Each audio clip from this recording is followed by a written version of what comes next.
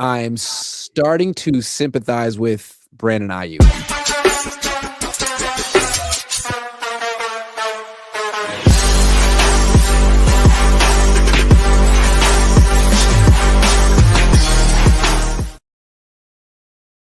What's up? Welcome to the four-man front. We're on my channel this week. We got Jessie, Naylor, the coach, Ryan G. Hensley, and your boy Grant Cohn. This show is sponsored by The Good Stuff in the Cloud. If you're 21 or older, now's your chance to float above the stress. Because IndaCloud is giving all new customers 25% off their first order plus free shipping. Just use code COHN or click the link in the show notes to claim your discount. That's indacloud.co. Use code COHN for free shipping plus 25% off your first order. And when you order, fill out that quick little survey, helps support the show and keeps IndaCloud sending you the good stuff. So go ahead, tell future you've got it covered, then grab a gummy and vibe out with IndaCloud. And that brings me to Brandon Aiyuk. So the thing about Brandon Aiyuk, that was a good transition. The thing about Brandon Aiyuk is like, transition. I don't really know exactly what he's talking about ever. So sometimes I'm like, he shouldn't have said that. But then the next day I'm like, actually, I'm on his side now. I think I'm on his side. But then sometimes maybe I feel like I'm just projecting how I feel at that moment. So I'm going to ask you guys. We've seen Brandon Aiyuk. One, what do you think he's trying to accomplish with his slow drip of social media posts that are cryptic? And two, do you think he has a leg to stand on? And I'm not trying to make a bad pun. I mean, what he's trying to accomplish, I feel like he's bored and just wants to play football. And so he's just letting his frustrations out. I think what's happened is he's sat back all off season. And this is why I think he does have a leg to stand on. Although I also think he's lashing out a little too much, a little too late into the off season. Brandon Aiyuk has heard all off season. Early on, it started with the 49ers not denying trade rumors, not trying to put those to bed. Basically like, yeah, no, we're open for business on Brandon Aiyuk, knowing that you had no shot at trading him. Then as the season wears on and he is further and further from the minds of 49er fans as far as a capable, healthy football player, reality starts to set in that he's making big time money this upcoming season. And 49er fans start to think that he's a bit overpaid. And so they start voicing their opinions and, oh, that we shouldn't have paid him. And he's, way too much money and he really wasn't that good. And we start rewriting history and he hears all of that. So yeah, I think he does have a leg to stand on, but it also doesn't mean that he should be lashing out at this time. Like maybe early in the offseason when those things were happening, sure, I guess. But the only thing he can do right now to rectify any situation or to prove people wrong, it's not going to come through words. It's going to come through his play on the field. And he has to get healthy. He has to be ready to go whenever that is. And when he comes back, unfortunately, because he got paid, he's going to be expected to be that guy right away. And every game that he's not, fair or not, he's going to be scrutinized. And by doing what he's doing now, he's only adding heat to that fire of the fan base if he doesn't perform at a high level. So that's what I would say about Brandon Aiyuk. Who wants to go next? Don't matter. I can go.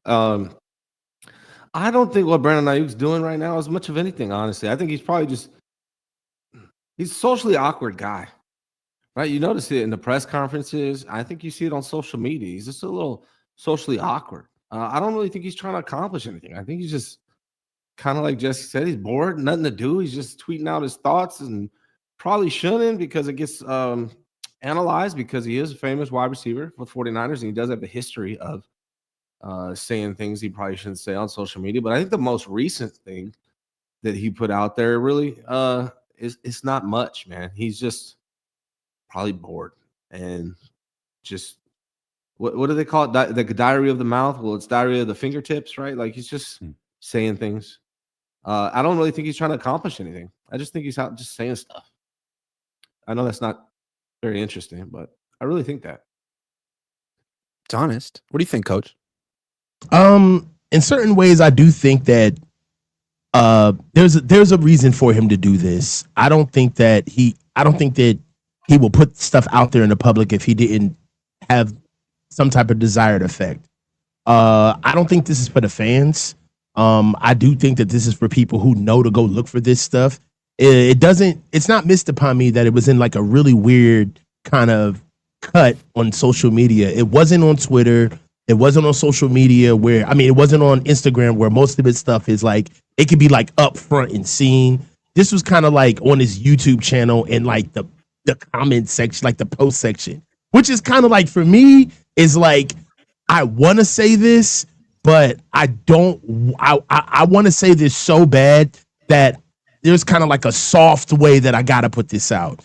Meaning like, all right, if he wanted to say this with his chest, he would have put this on Instagram. He whispered. You know what I'm saying? Yeah, he kind of like murmured this out, right? And on the low, I think that Brandon Aiyuk has an issue. He can't not say things, because for this, when I read the tweet or the post, whatever it is, it was very descriptive. You know what I mean? Like, and it would have been something that if it was on Twitter or if it was on Instagram, this would have been on NFL Network. This would have been on ESPN, honestly, for him to be saying like, yo, like I was laying in the bed, couldn't, like, peeing in a cup, like, you know what I'm saying? One band, one sound, like everything, bro. He was going in.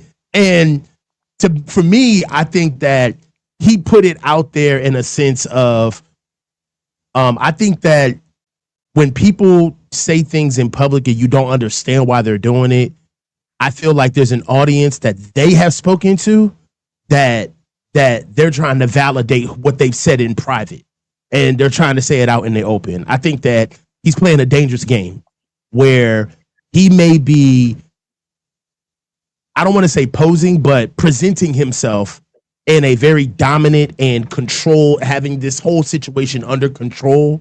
And I think that in certain ways he wants to express that to people who he's talking to behind closed doors, which in a way, you're kind of putting a battery in your own back. Like, you shouldn't be really talking about this stuff.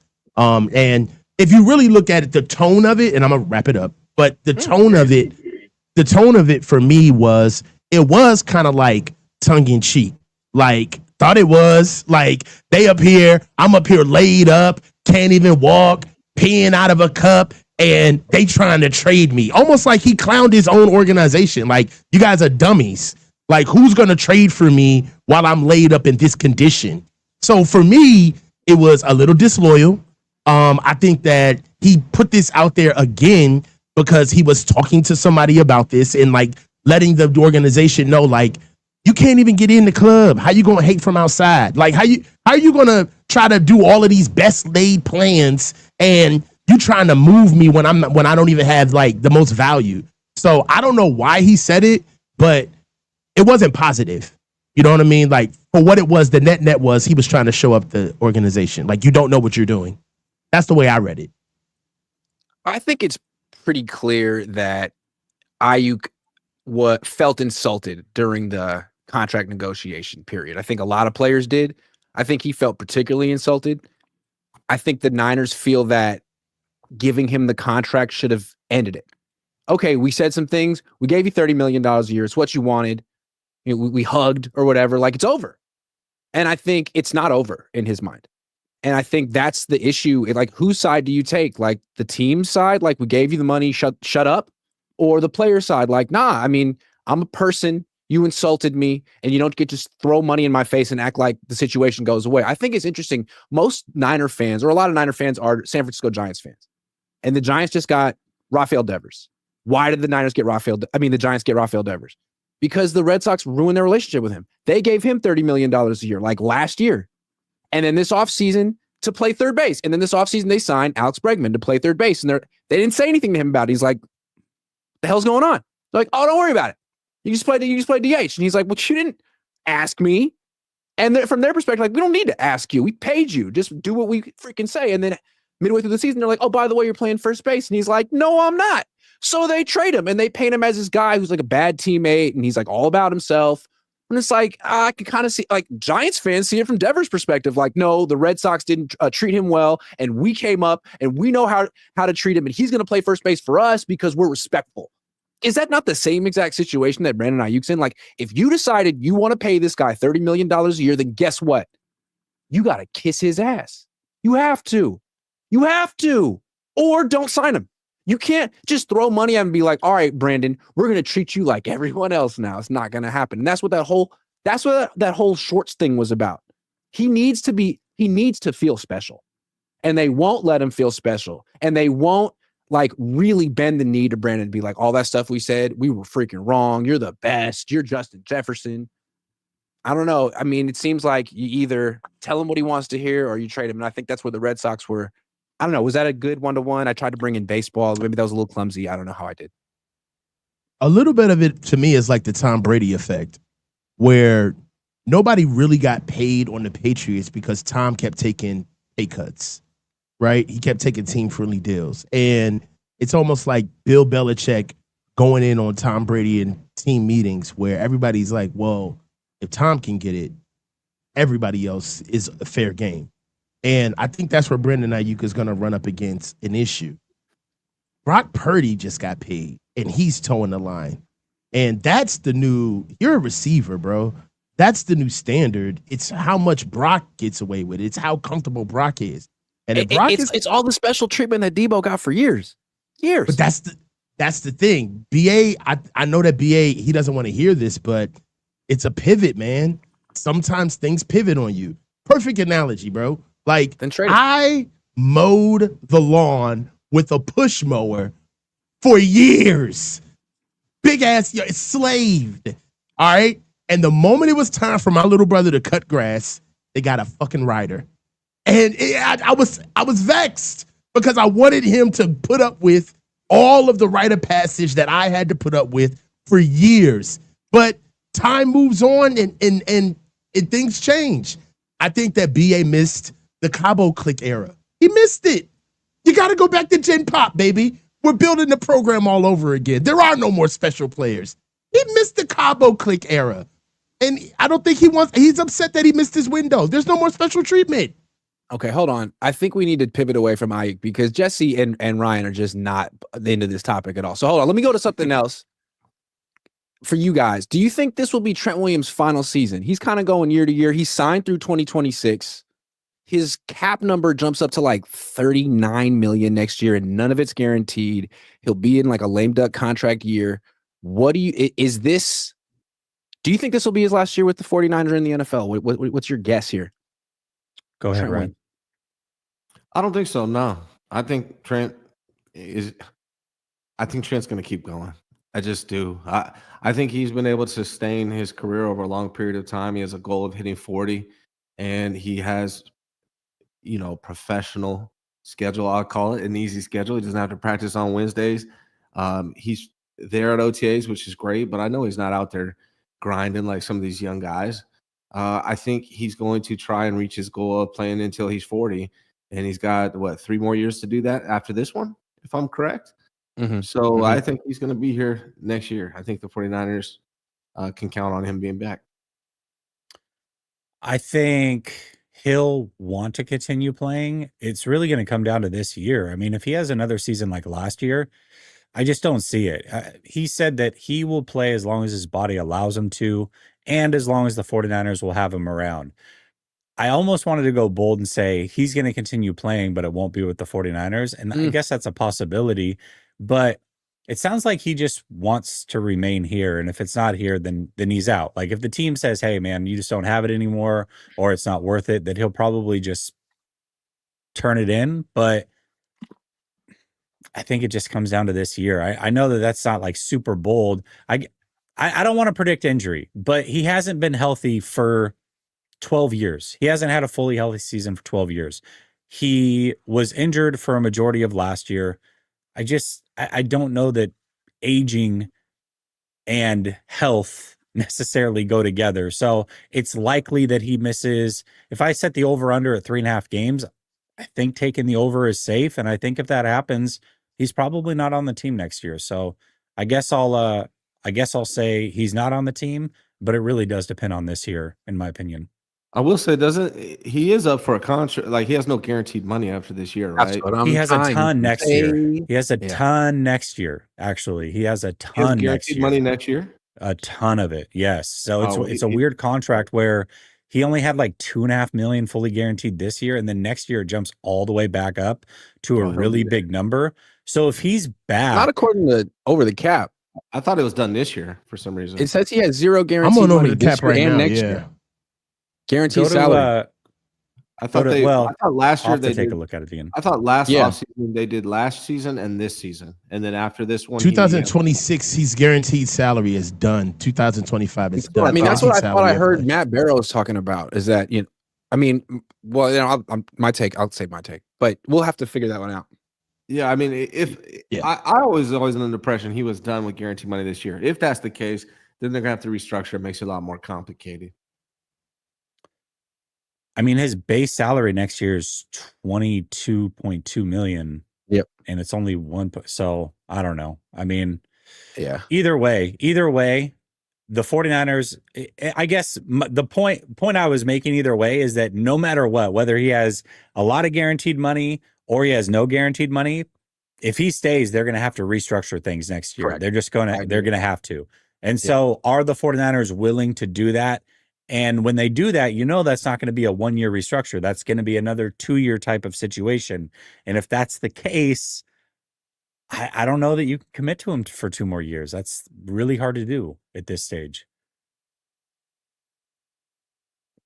I mean, yeah, I'll go real quick. I'll let Coach get the last word because I just want to piggyback off what Jessie said. I'm looking at his numbers. It seems to me that he's not going to play on his cap number that's set for 2026, 38.88 million. Like that's 13.2% of the cap. That's way too much. So probably in Trent Williams' mind, he's thinking he's going to get an extension. That's how they'll take care of it. Give him a year or two more, knock that cap number down, push it back, work it out. But he'd have to play 14, 15 games and play well to get the extension. If he doesn't do that, then the Niners are probably thinking, all right, well, we'll restructure and maybe you'll have to take a pay cut. And I don't ever see Trent Williams taking a pay cut in this lifetime. And that's where I think it could either come to him retiring or him saying, no, do me the solid that you gave Eric Armstead. I'd love to get released so I can go play for the team of my choice. Be interesting if it comes to that. But I think that would only happen if he got hurt again. I don't know if do you think the Niners would give him another extension? I wonder. They might. I don't know. Yes. One other I way. do. One other way he'll retire. I'm sorry, Coach. One other way he'll No, go retire. ahead. The 49ers win the Super Bowl this year. Oh, good call. Good call. Yeah. He'll retire. All right, then. But yeah, I do think that they're going to give him another extension. I think that they see Trent as, they didn't draft him here, but I do think that they see him as like a cornerstone player.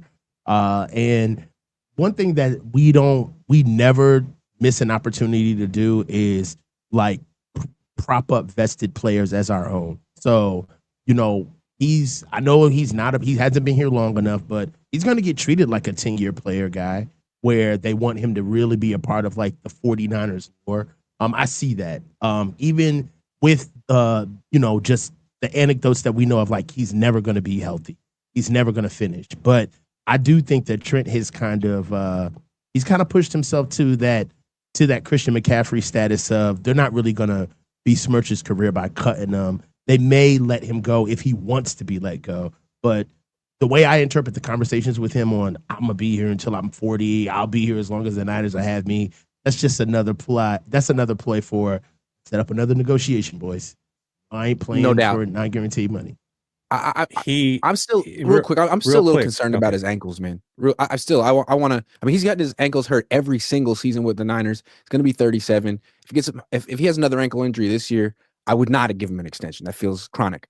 Jessie, I think that's a really good point. I mean, a guy that size, a human body's not supposed to be that big and move that way. So when you start having lower extremity injuries, it definitely is concerning.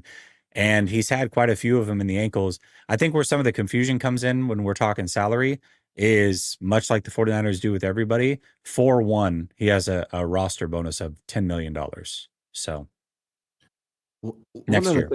One other thing on Trent is I think when it comes to injury, like last year, I think if they were in contention and had to fight for every game to make the playoffs, I think he would have played. And then previous years, I think he sat because he wanted to be healthy for the playoffs too. So I think like at his age, he approaches it that way. And it's not necessarily that, he can't go all these times. And he's entitled to do that. Yeah. Yeah. Fair enough. Dangerous. Dave's Jeeping Trips says, what's good, guys? No longer Patriot Builders. Yeah, he's a Jeep tripper. And he says, Coach has deep, unsettled issues about his brother. Sean says, tinfoil hat.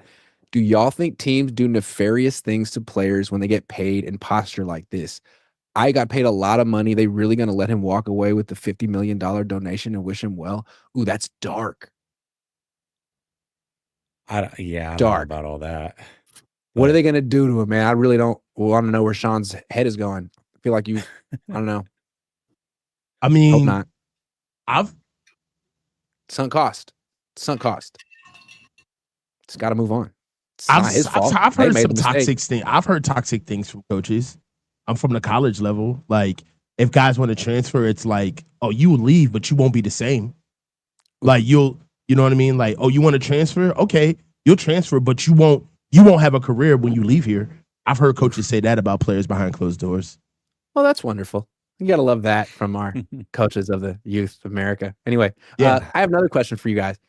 It seems to me that the 49ers plan is to roll over their $46 million in cap space. It's surprising that they have this much cap space, considering they have $92 million in dead cap space, which is by far the most in the league. It makes sense that you would think that this would be the year that they wouldn't spend so much. I mean, obviously extend your stars, but maybe don't bring in a bunch of outside free agents because you have all this dead cap. But they just so happen to have more than $46 million in salary cap space, second most behind Patriots. And it doesn't seem like they're super eager to use any of it. Why? And do you think it's smart for them to, I guess, roll it all over to 2026? I'll take this first. I love this. It's about time. One thing that you got to understand is that one of the things that makes a team viable is being able to have spending power at the right time, not just being able to have it. And one thing about our team is that we're getting younger. We're still about one more full draft away from kind of tipping the scales to having a mostly young team that's up and coming. But while that's happening, you don't need to kind of muddy up the maturation process or development with free agents, guys that are coming in to take away reps and opportunities from young guys that we got to see what we can get the best out of them. Also, one thing about having good money is that it shows equity in your guys to keep them here. That's one thing that I love about our organization is that we take care of our guys, right? Like if we got a guy that we really want to keep here, we put our stamp on them. And you can't do that when you're constantly bringing in all of these players who really aren't a part of our culture. And that's my third point, which is culture. Spend your money on your draft, okay?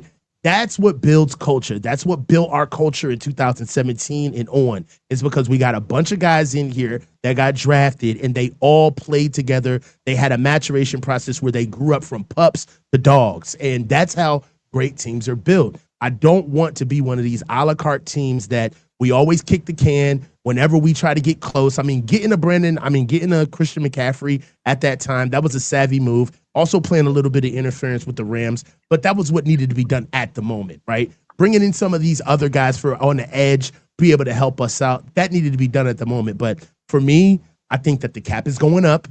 We've got a huge surge of money coming once we get all that dead money back, all that dead cap back. And we have room for us to really make a strike on somebody that can actually be young and be a starter. That's the thing. You got to have a lot of money to get a guy that you really want in free agency, which is still young enough and good enough to be a part of the culture, right? And you got to have serious money.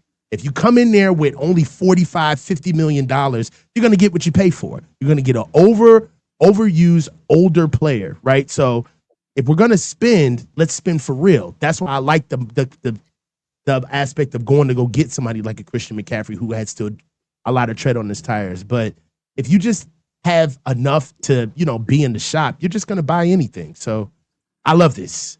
Save the cap. Let me blow your mind. I'm about to blow your guys' mind right now. Okay? Dude. All right. Do it. $46 million is the number they were talking about rolling over. Mhm. Guess who has $46 million guaranteed next year? Brock Purdy. $46 million guaranteed next year.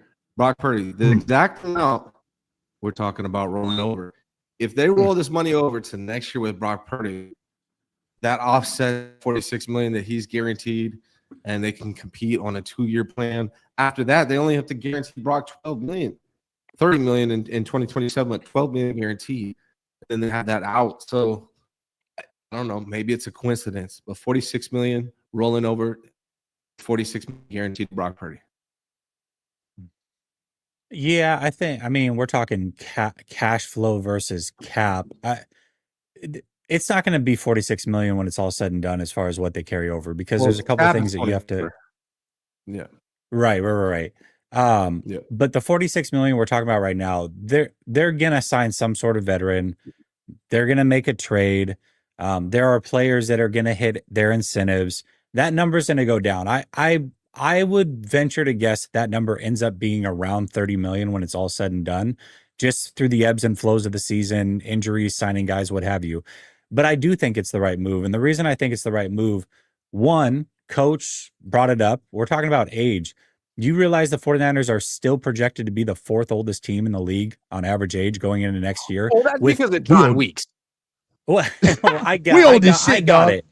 I got We're it. old, man. But at the end of the day, like, they do need another season where they infuse a bunch of youth into this roster to fully get it back down. The Chiefs are projected to be the youngest team, like, oddly enough.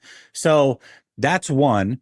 And number two, if Trent Williams is not on this team, or if CMC is not on this team, which I think there's a possibility for one, if not both of those things happening, you're going to take dead cap hits, whether you move on from him, you cut him, you cut them, you trade them, or they retire.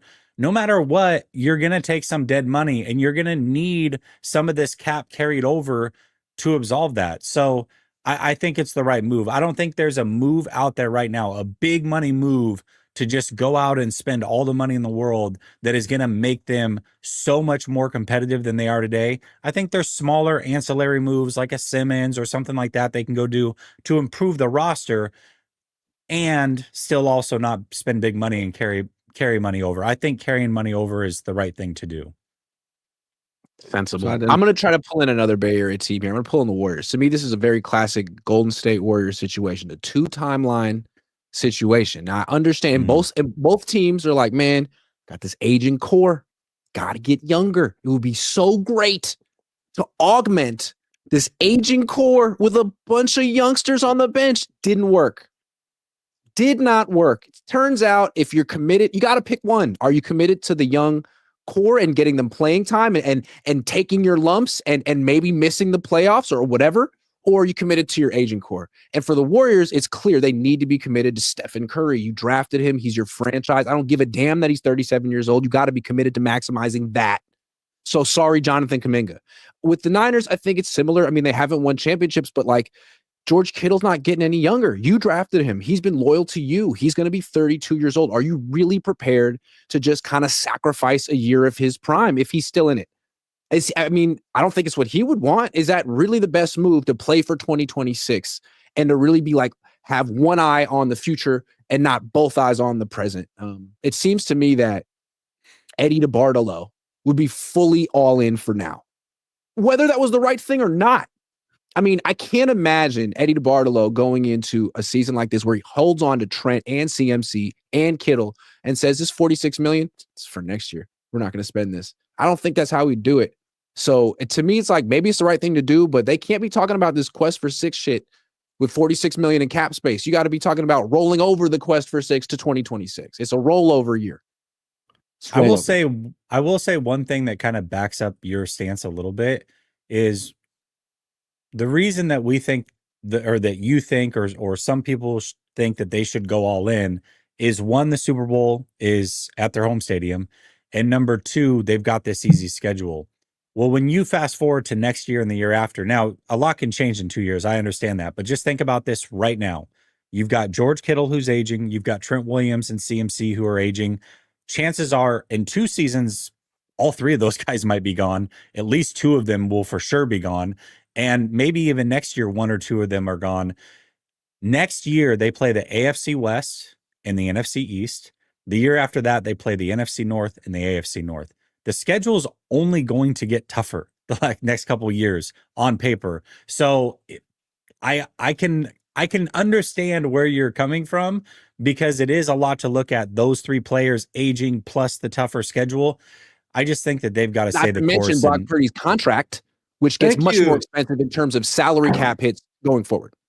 Thank you. I was trying to blow your guys' mind. Nobody's mind was blown at all. My mind was blown. It was just your internet. It was a little slow, so you didn't register all of our minds being blown at the same time. You blew your internet's mind, is what you did. Yeah.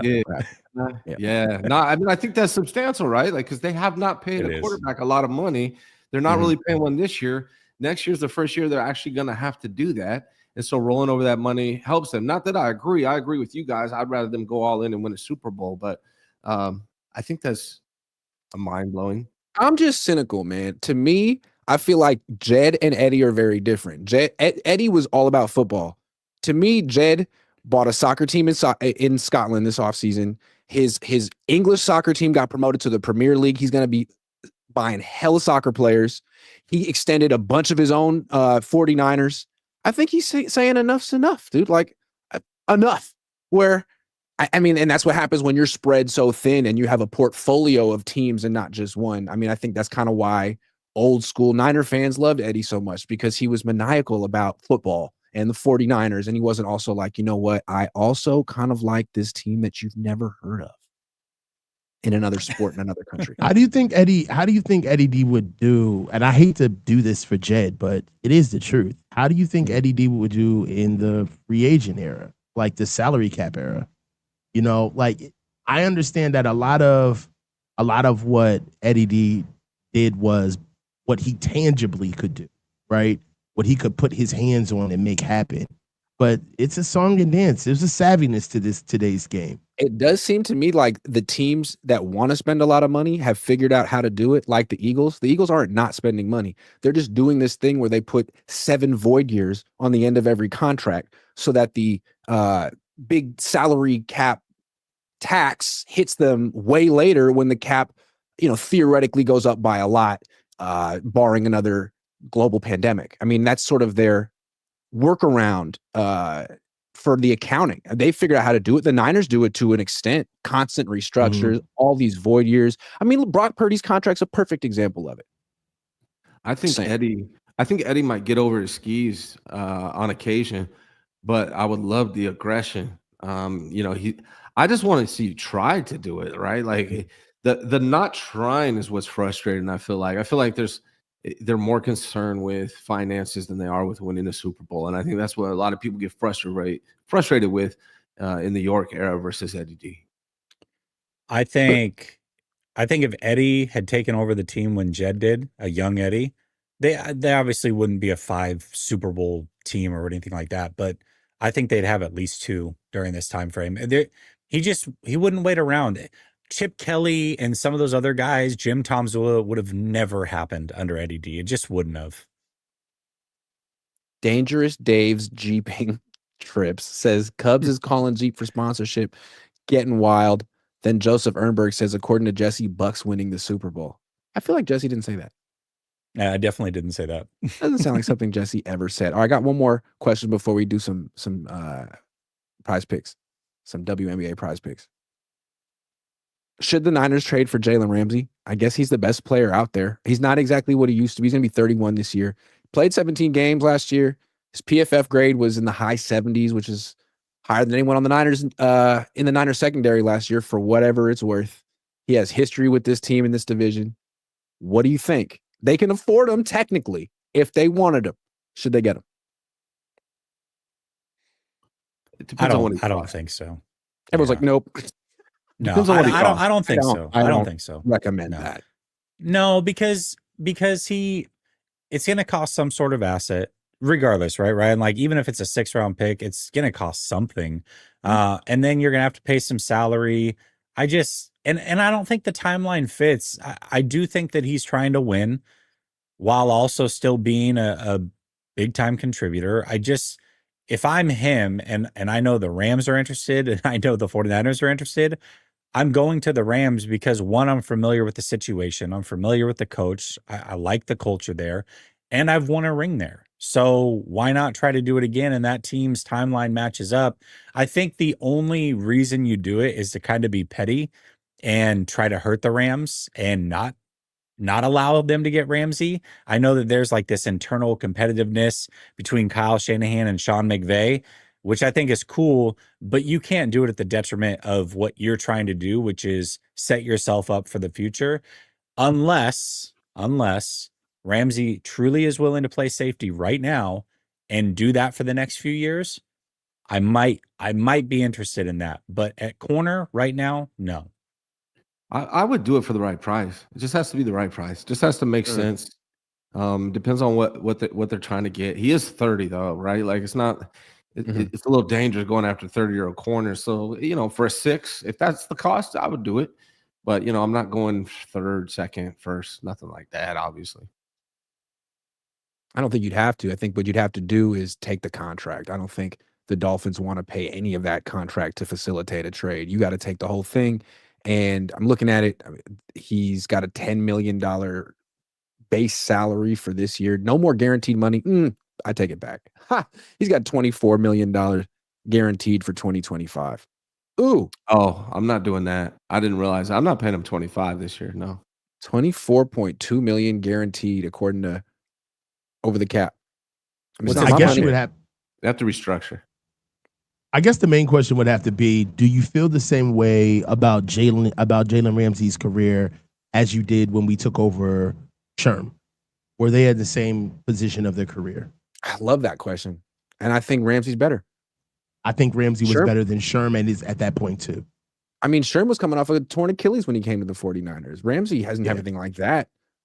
Yeah. Ramsey's not what you're not asking Ramsey to just like go lock up all the best wide receivers man-to-man with no safety help. You're not asking him to do that. You're asking him to like play safety, play nickel, play zone, play cover 3, play like a deep quarter, there's so many things you could do to play to his strength that would make the Niners defense. It would only make the team better. It would only cost Jed York money. It's not my money. I don't know. I think that number scares. I wasn't aware of that 25 million. Nah, that's a lot, why, man. That's a lot. That's no safety. Be a reason why he doesn't go to the Rams though, because they only have 20 million in cap space, and that's why he's not coming to the Niners. The Niners aren't doing that, not unless they do like a 2-year. Doing it. I'm trying to publicly shame Jed York into spending $25 million. I don't think I can do it, but I'm trying. Yeah, be fun. Is that his cap number this year? Is 25? No, his cap number is different. I'm confused. I'm looking at Over the Cap. It says 24.235 guaranteed salary for 2025, but his cap number is 16.6. Okay, so but it'd be different for the Niners, right? Because like his base salary is 1.2 million, and there's a prorated signing bonus that they wouldn't be on the hook for. Then there's an option bonus.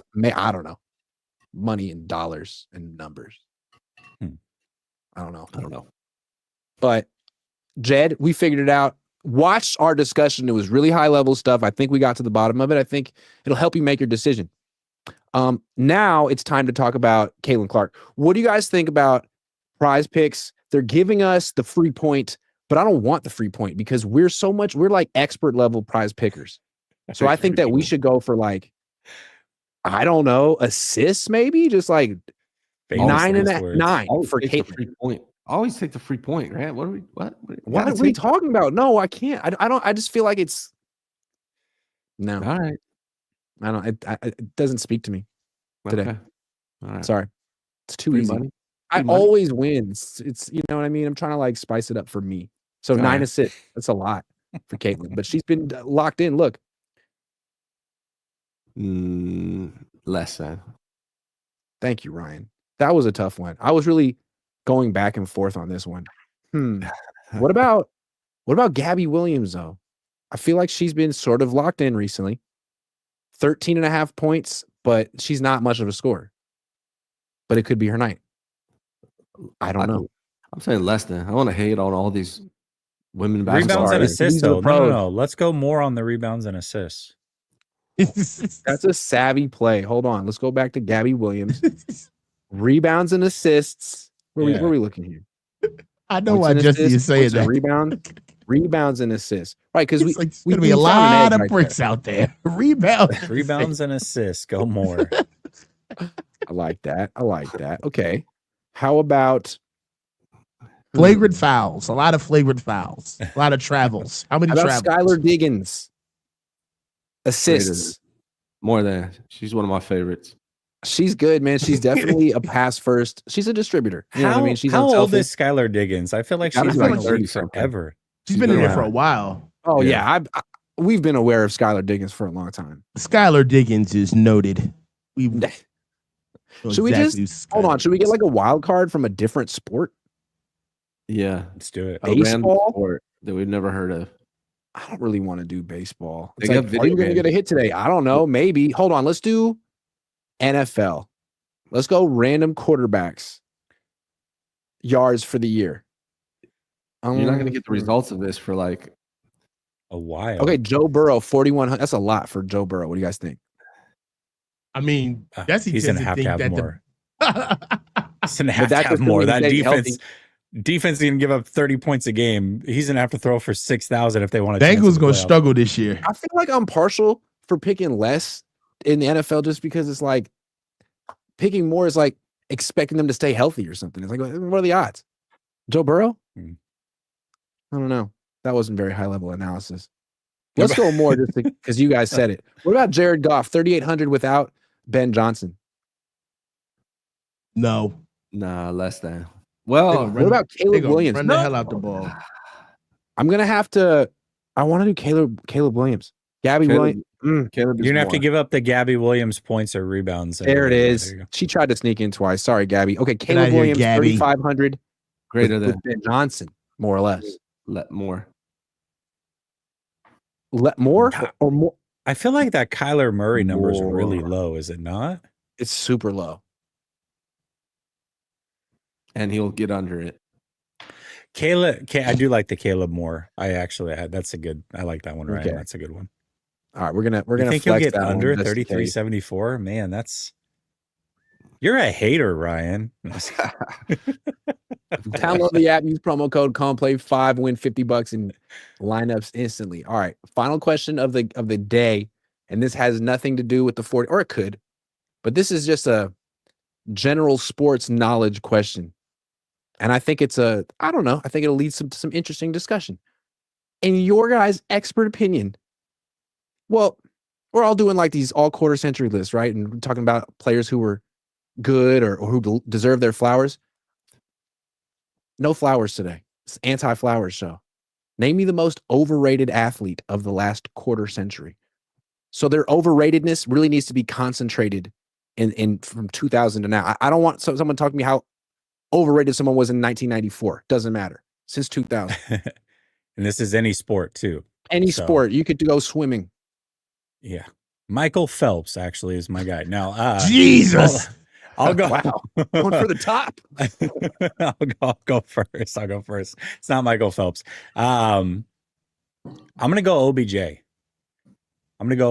So OBJ obviously started out his career in Fuego, and he had the one amazing catch and parlayed that into major brand deals and was super popular for years, like put up there with the best of the best. But I was looking at his numbers today and comparing them with T.Y. Hilton, who good player in his own right, but pretty forgettable as far as the pantheon of greats in the NFL goes. They both had 5 seasons over 1,000 yards. And in those seasons, T.Y. Hilton actually had more total yards, 6,270 in the 5 seasons he went over 1,000, to where OBJ only had 6,209 in the 5 seasons he went over 1,000. OBJ also has nearly 2,000 less total yards and averaged 13.9 yards per catch. T.Y. Hilton averaged 15.4 yards per catch. But I think if you ask the average fan, OBJ or T.Y. Hilton, it would be an overwhelming OBJ was a better player. And that's just not the reality. T.Y. Hilton, again, good player, but he didn't get the boost that OBJ got. I think OBJ is probably the most overrated athlete that we've seen since the turn of the century. I don't have issue with that. You want me to do mine? Yeah. Let's do it. I got Floyd Mayweather, man. And look, I want to say this: Floyd Mayweather is great. I'm not saying he's not great, but like 50-0 great? No, no, the man should not be 50-0.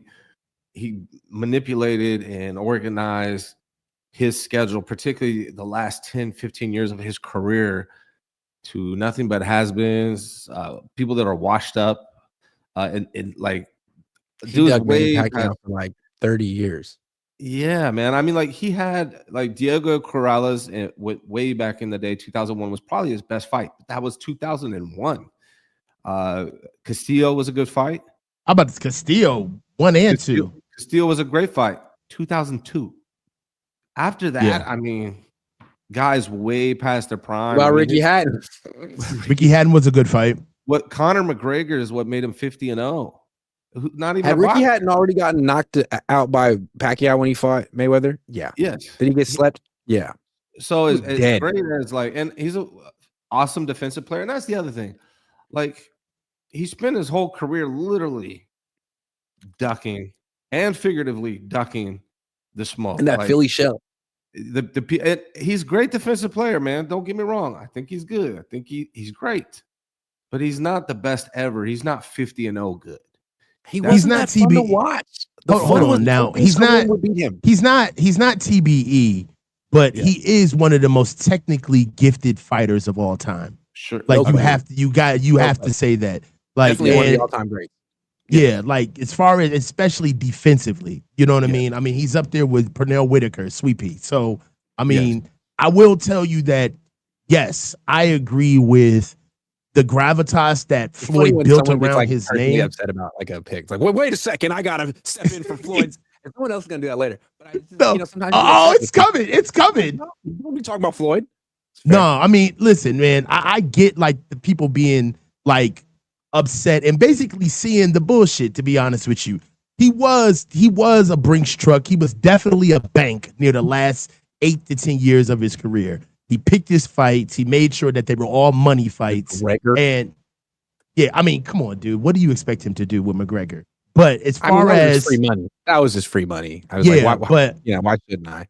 One thing about Floyd is that I was able to see the technician in his later years, but Pretty Boy was a problem.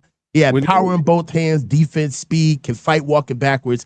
Pretty Boy Floyd was a problem. So the problem with Pretty Boy Floyd is that he couldn't sell fights. He had to be Money Mayweather to sell fights. That's what I want to clarify. I think all the things Coach said are accurate. It's just in the last 20 years, 15 years, he's really just picked and choose fights that like nobody really doubted that he was going to win. Like, and I like if he was a boxer in the 70s and 80s and he had to fight 3-4 times a year against the opponents that those guys were fighting against back then, I don't think he's 50-0. I don't think so either. I think one thing too about Floyd, or just about this topic, like to Ryan's point, you can think somebody's great and also think they're overrated. I think like when I look at just the history of boxing, I prefer guys who took risks at a higher level, even if they lost. Like the one fight, if I could make one fight in history, though, it does actually include Floyd Mayweather. Sugar Ray Leonard versus Floyd Mayweather is like the dream fight. If I could make any fight in boxing history and get two guys from different eras in their prime, that would be the fight. And I think Sugar Ray Leonard would win that fight. No, I know, but I think Sugar Ray Leonard would win that fight. And I personally rank Sugar Ray Leonard ahead of Floyd Mayweather, even though he has losses. It doesn't matter. The fights that he took, the risks that he took, the way he fought, give me Sugar Ray Leonard. I'm so glad you said that, Jesse. So have we closed the Floyd Mayweather debate? I think so. Are we good? Yeah, that's good. I think it's time for me to go to my most overrated athlete in the quarter century. And it's one LeBron James. I think that LeBron James is one of the most overrated athletes in the past 25 years, since the 2000s. And you know what? We can get into a lot of different things, anecdotal things that we've seen on TV, emotional things about how you feel about LeBron. But I want to get to his crown jewel. It's what everybody leads with. His finals career, right? It's the 10 times, 8 times in a row. Forget the 4 rings. Who can go 10 times? And for me, there's just a couple of things that have always bothered me with LeBron's finals career. Number one, coming out of the East, his finals career, 90% of it is teamed with some of the weakest conference era in the East of all time. Okay? The West dominated the East, winning 14 of 15 seasons head to head during LeBron's time when he was in the East. The Eastern Conference only had a 43% win rate against the West, and LeBron benefited heavily from this. Also, LeBron's first 2007 finals appearance, he didn't face any winning teams going into the finals. He faced 2 teams that were 41-41 coming out of the East. Also, if you look at going into his Miami super teams, even going then, they only won 2 championships out of 4 appearances. We saw one of the worst finals. We saw one of the worst finals blunders in 2011. We can literally create our own topic about that, okay? And they just faced, even when he was there, they only faced 4 teams with 50-plus wins over 4 Eastern Conference playoff runs.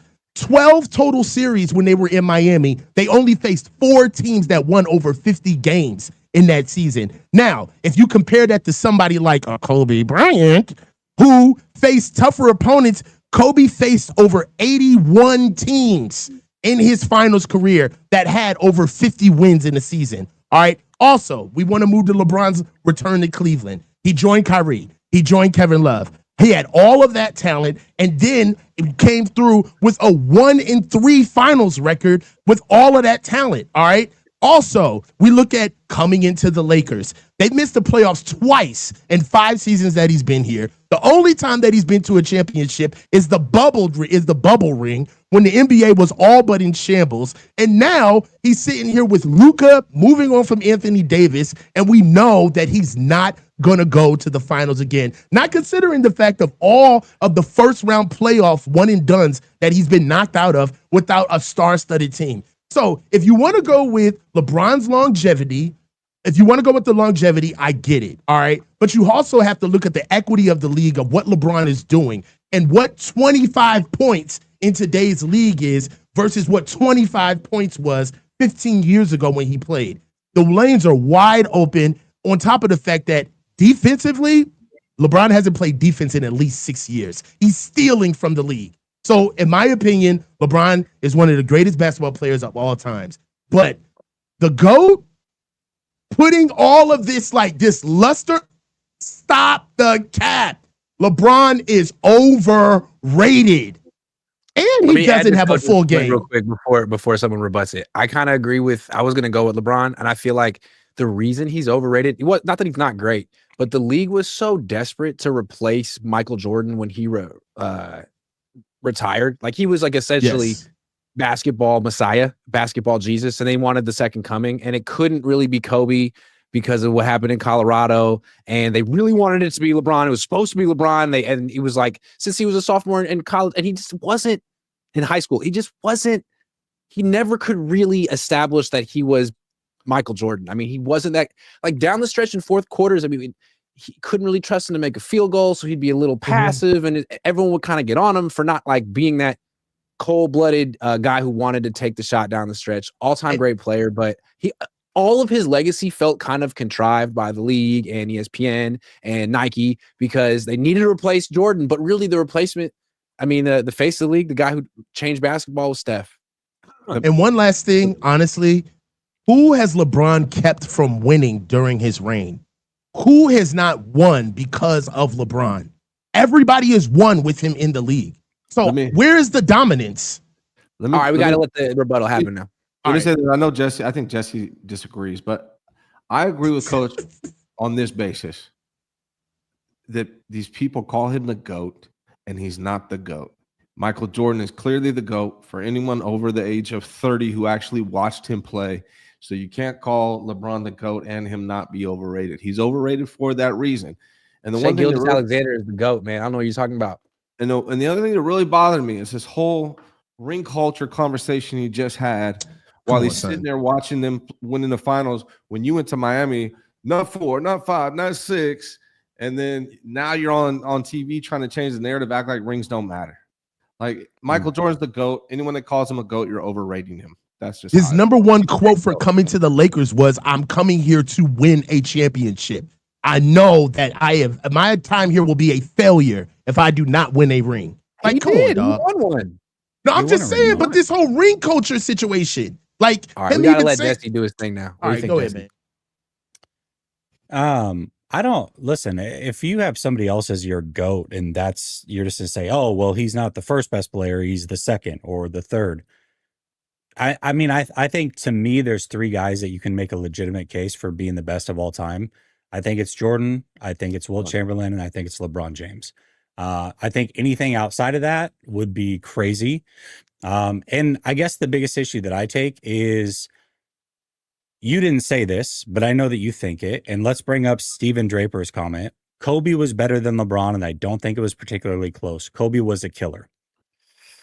All right, let me get into that. Let me get into that. I don't know about that one. I think when people look at LeBron's career, there's this perception that he was passive and he's not a killer and he always passed on game winners. That's not reality. When you look at clutch shots in the playoffs, he's way better than Kobe. He's way better than Steph, but that's not the perception. I'll give you all the numbers real quick. No, Let him no. Let him get Go this out. ahead. Yep. Let him get this nonsense out. Yeah. It's not nonsense because, again, this is the thought process, but the reality says he was better. Here we go. Shots to tie or take the lead in the final minute of playoff games. LeBron James, 23 of 50, 46%. Steph Curry, 6 of 25, 24%. Kobe Bryant, 12 of 44, 27%. All right, let's go same scenario, 3-point shots only, because that's what Steph Curry does, right? GPT stats. Hold on. No, these are 100% legit. I promise you, you can look them up. Threes only in the same scenario. LeBron James, 4 of 11, 36%. Steph Curry, 3 of 14, 21%. Kobe Bryant, 3 of 17, 17%. Oh, we don't like a minute. Let's go down to the final 30 seconds. Same scenario. Tie or take the lead in the playoffs. Let him have this. LeBron James, 14 of 35, 40%. Steph Curry, 4 of 19, 21%. No way. Kobe Bryant, 8 of 31, 26%. And I will go one further. Final 5 seconds in the playoffs to tie or take the lead. LeBron James, 8 of 20, 40%. Steph Curry, 1 of 6, 17%. Kobe Bryant, 4 of 18, 22%. So we can sit back and say, oh, it feels like, I swear he was past. The reality is he took the shots and he did it at a much higher clip than Kobe or Steph in the playoffs when it mattered most. That's the reality. That's awesome, but we weren't even talking. Hold on. That's not even what we were talking about. More points, more rebounds, and more assists per game. What is He's the played argument? for 50 fucking years. It's the average. What does that have to do with your averages Bro, and your listen percentages? to me. That's why I Listen did to- averages and li- percentages. listen to me. It doesn't matter how many Hold years on. you play. Listen to me. Listen to me. If you want to look at dead stats on what LeBron James has done at the end of games, you got me, Sheriff. He runs the entire offense. That's what LeBron is going to give you. So if you want to look at LeBron in the vacuum of when LeBron wants to be the guy versus when Kobe wants to be the guy and LeBron is much better, cool. All I know is that when I watched that man play, it took him half his career just to develop a full damn game. The boy is 6'9", over 270 pounds, and didn't even know how to play with his back to the basket for the first 10 years of his career. He just got a step away fade back. Stop, man. Stop acting like you haven't seen LeBron. He still averaged more than all of them and on a more efficient shooting. Like, who cares about what is in his bag versus what the results were? Hold on. I just feel like there's a video. I just feel like Curry. he constantly stacked the deck in his favor. He went to 4 different teams. He was like the general manager of the teams. Any player he wanted, he got. Any player he wanted to get rid of, he got rid of. And his finals record wasn't that great. I mean, it was really Steph's era from 2015 on. Steph had more success than him. I think that when you talk about like the best basketball player of the last 25 years, it's unquestionably LeBron James. When it's like, I don't really agree with that. I would think Kobe has an argument, Steph has an argument, Duncan has an argument, and LeBron has an argument. But like this fact that he's like in this Jordan class, like, I don't really see that. What I don't understand though is these stats you're bringing out, brother. Like Curry, there's a video on YouTube, 8 minutes of Steph Curry making last second shots. This year, he shot 49.6 from the field and 45.7 from three, which his 32 clutch 3-pointers was an NBA record. So I don't understand. Playoffs versus regular season. That's where the numbers come from. I'm talking playoffs.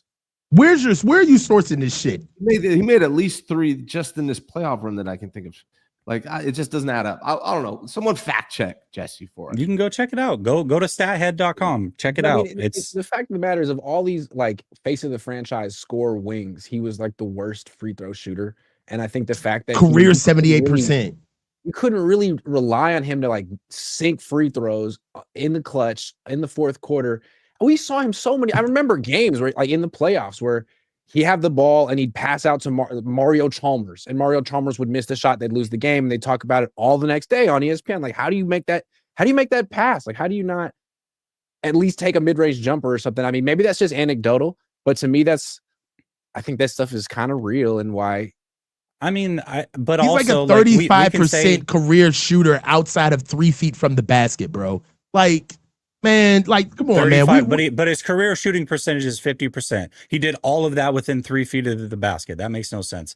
But when we talk about Steph Curry, there was a big chunk of his career, Grant, where he was taken off the court on defensive switches in crunch time in games, and then they would call a timeout and go back to him when they had the ball in hand. But he was a liability defensively at times. That never happened with LeBron. 3-point guard. You could get Sean Livingston out there and get like a better wing. I'm just saying you can't. I mean, I'll give you that matters too. I mean, it's when it comes to like, I'm just saying the boy is overrated. And like, and this is I'm sorry, Grant, but this is like, Jessie, you did a really good job at moving the entire premise from LeBron being overrated to who has the most clutch prowess at the end of games. That is not what we're talking about. We're talking about LeBron James being overrated. Who's better, Kobe or LeBron? Who are you going to say, and why are you going to say it? You're going to say Kobe because he was a killer. Am I right or am I right? No. I'm going to say Kobe because Kobe's better. Period. Hey, I think Kobe's a better player. And piss off Coach then. Because I have someone else I want to exactly, because that's what you did. You shaped the argument. Hold on.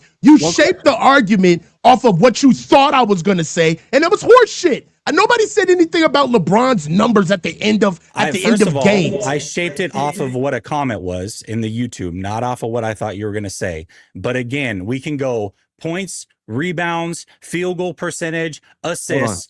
It's LeBron. Clutch stats, it's LeBron. What is the argument between him and Kobe? There is none. Steph Curry had I didn't say there was an argument between him and Kobe. What were your stats for Steph Curry in the playoffs this year? Ryan's not letting that go. Yeah, he's on it. Wait a second. Coming back. For you this year that you said of Steph Curry? I don't have it this year. I was doing their career. He was 45% this year. Okay. I think a lot of that was he was deferring to Durant for a couple of years because Durant would flip out if he didn't. I want to say someone James was 42, and then I want to do mine. Steph was That's 45. regular season, Ryan. It's regular season. I'm talking about playoffs. I'm looking at playoffs. On what? Okay. Steph Curry was 45 and LeBron was 42. Go to their career. Ryan, go to their career. Go to their career and tell me that it's better, because it's not. I'm muting everyone on my fucking show right now. It's my fucking show. You guys all are fucking muted, okay? I love you, but it's my turn to talk. I've been polite enough. So now to piss off Coach, the most overrated player of the last 25 years is Kobe Bryant. But I just want to say that because that's not the guy. I'm going to unmute you guys because I want you guys to chime in. But I want to do I want to make the argument just because I think Coach is going to get upset when I do it. And then I'm going to do my guy because I get two because it's my show. One, Kobe Bryant, great player. He really got set into a great situation, man. Not that Shaq was necessarily better than him, but in the early 2000s, there just wasn't another center who could really match up with Shaq.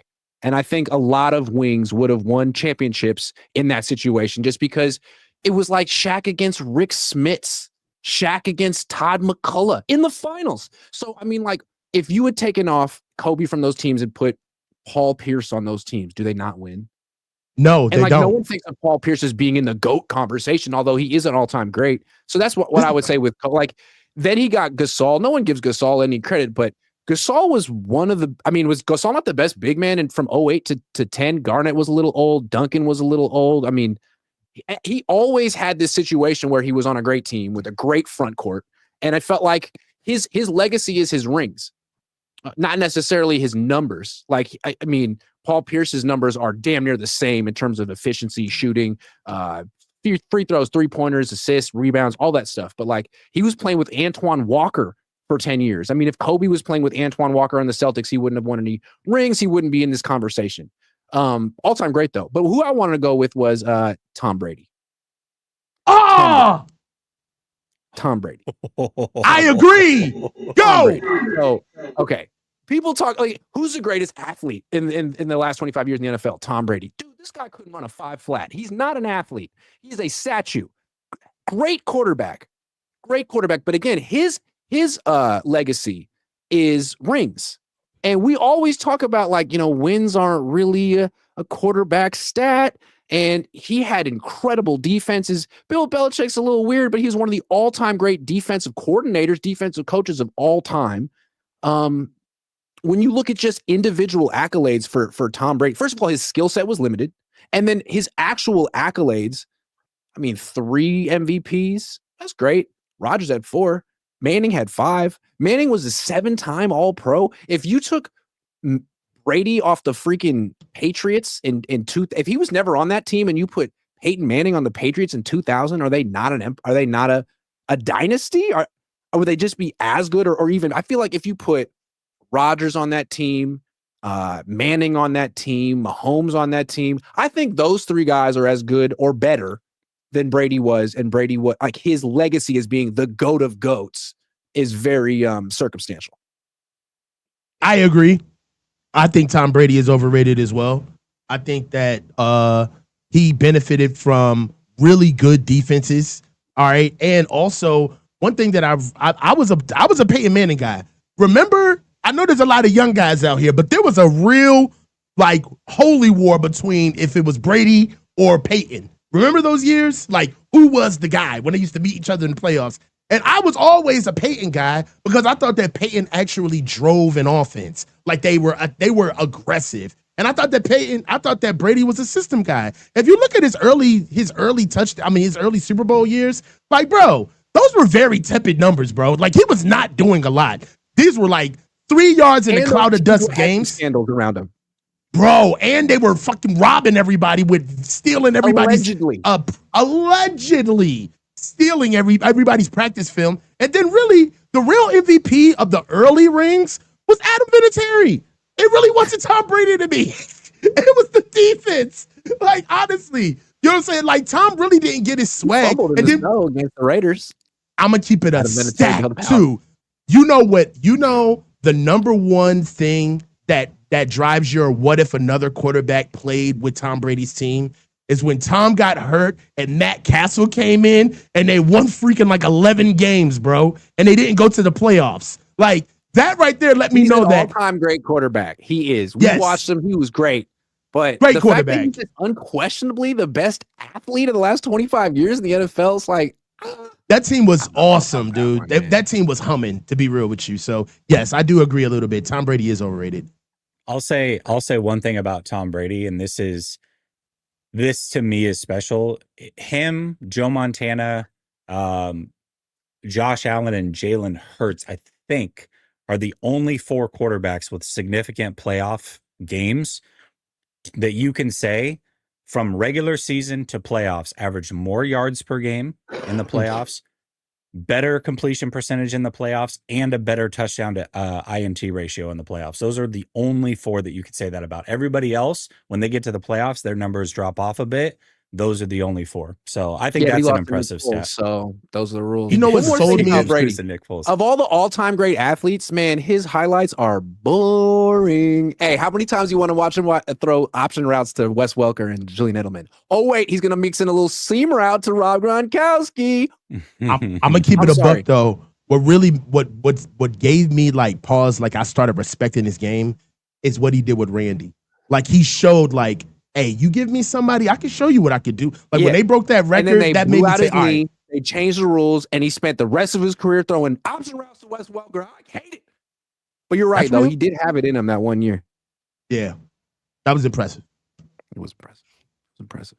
So I think this was a good segment because it allowed us to get all of our like hating out. And I think we're generational haters. Niner Gangsters predict the next big move.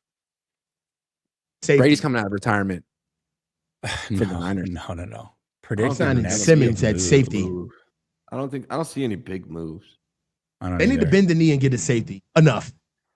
None of these guys are starters. Enough. Go get a Hey, safety. Malik? He's not ready. Maybe. I like you see him Malik. running around. Maybe. Yeah. Saw Brandon Aiyuk William playing Engelman basketball says, I the other think day Jalen too. Ramsey would do more for this team than almost any player out there. His personality would fit. He's got a few years and hurts Rams. I'm pro Ramsey, man. I think he'd make the He's a good team better. player. He's a good player. I think he's kind of being that Richard Sherman mold of like the older veteran who's got an edge and can be a leader. And yeah, I like the fact that he's so expensive. I think that's even better. Like Yorks, pony up. You know what I mean? Show everyone That how makes much it you better. really care about football. Dave Barclay says best show on the planet, can see it from space. Thank you, Ooh, Dave. I like that. And he says LeBron is a media diva. That's why he's awful. LeBron and Brady are very similar. They both got like the longevity, they got the rings, but they're both essentially the Frank Gore of their sport. Sorry. This is what it is. As everyone would say, LeBron James is the Frank Gore of basketball. This William says, this Kobe LeBron debate is incredible. LeBron is so easily number 2 in the GOAT conversations. LeBron was just as elite in the clutch as everyone else.